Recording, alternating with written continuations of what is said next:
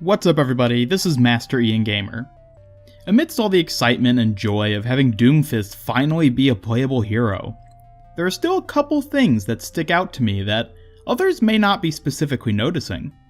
Namely, the intriguing yet genius method which Blizzard employed in order to successfully bring him to us. They never fail to impress, and so now I'm going to break down just what exactly they did this time that made it so clever. First, I'll say, if you haven't seen any of my videos leading up to his release, I was convinced Hero 25 wasn't actually going to be Doomfist. Now, this video isn't me trying to weasel out of being wrong, but rather a reflection upon why I was wrong and how it pertains to what actually ended up happening. As I said in my video where I compared Doomfist to Sombra, Blizzard loves putting on a show for the player base. That was the whole point of the Sombra ARG last year, despite the fact that it ended up failing more or less.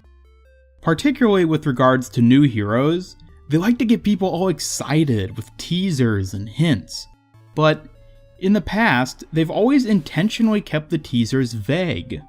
They don't want to give away who the hero is exactly, or what role they'll necessarily fill. This is great because then it encourages the community to speculate and come up with their own ideas and predictions about the new hero. It's a lot more fun than if Blizzard was just to say, Hero X is going to be coming out on date Y. Get ready for them. Yay. That's why one of my biggest reasons for doubting the arrival of Doomfist at this point in time was because it was just too obvious. They said his name in the teaser, literally his actual name, and that just seemed un-Blizzard-like for them to be so boring with his build-up. There's no mystery. However, during my speculation, I failed to fully realize one important thing. Given the state of the community, no matter who any individual new hero would be, the idea that it could be Doomfist would always be lingering in our minds. He'd simply become too hyped up, and thus we would never forget his name, regardless of what Blizzard ended up doing with him. Thus, since Blizzard did in fact decide to make him a playable hero, they had to come up with an even cleverer way to introduce him to us.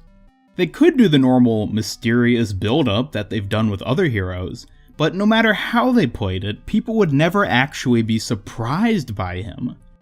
After all, they were giving the community exactly what we were actively asking for.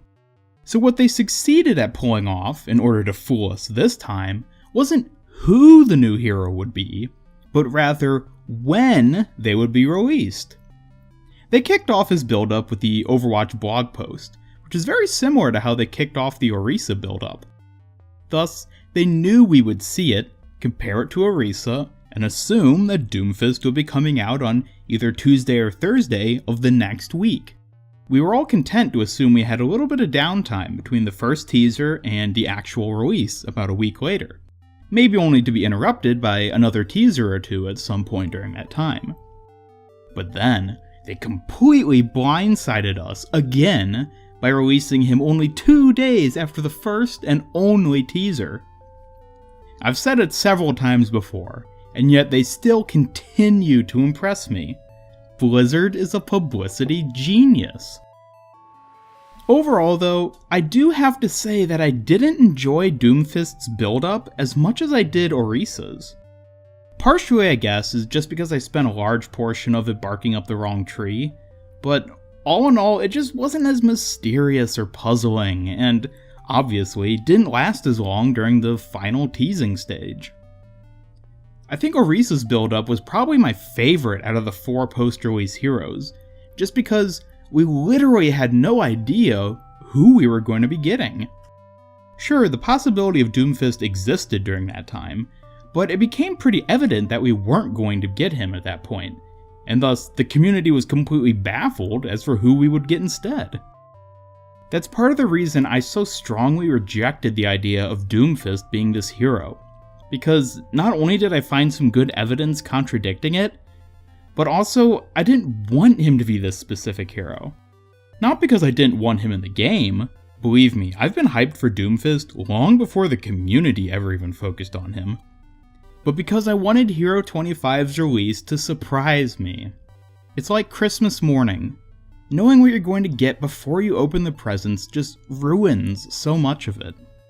So anyways, I'm glad we got Doomfist and all, but at the same time I'm a bit bummed that we didn't get to spend a week speculating and analyzing teasers. His arrival, I guess, was a lot more apparent than I let myself believe, simply because I wanted to have more fun with it. Sometimes I feel like Overwatch has gotten a bit too serious in the eyes of the community, as well as my own. And so I'm always looking for new ways to get that rush of excitement that it used to give me back in my first few months of playing the game.